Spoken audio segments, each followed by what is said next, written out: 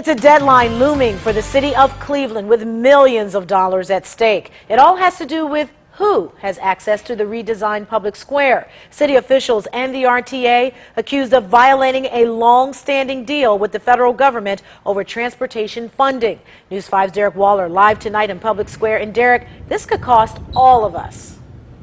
Well, Danita, it's costing time and money because right now the RTA and the city are spending $60,000 on a traffic study and asking for an extension on an upcoming deadline. It all has to do with this road that I'm standing on right here. It was designed for buses using federal money and never used.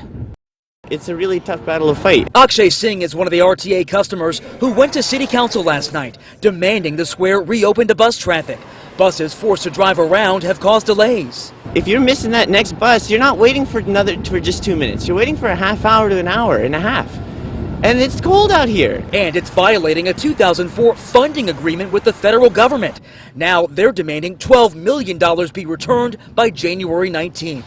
But the city's chief operating officer wants an extension so they can finish a traffic study. He says the bus lane is unsafe for pedestrians. I think the community would be best first served by letting this process play out to its conclusion. I think it will mean a problem for us. RTA CEO Joe Calabrese is working with the city on a compromise and hopes his agency does not have to pay that money back. Exclusive lanes, signal preemption, off-board fare collection, level boarding. But his statements have changed. In November, Calabrese told Mayor Frank Jackson the continued closure, quote, may actually have the unintended consequence of increasing the risk of a pedestrian accident. But now? Are there options of not going through Public Square that still maintain or improve RTA's efficiencies?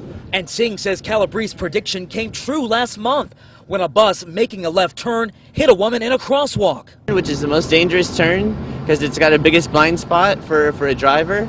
It's awful. That's real.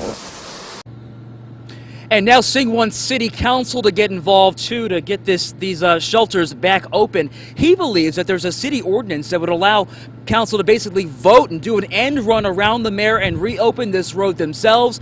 But I spoke with Council President Kevin Kelly this afternoon, who says he's just not sure if that's the case. Live in Cleveland, Derick Waller, News 5.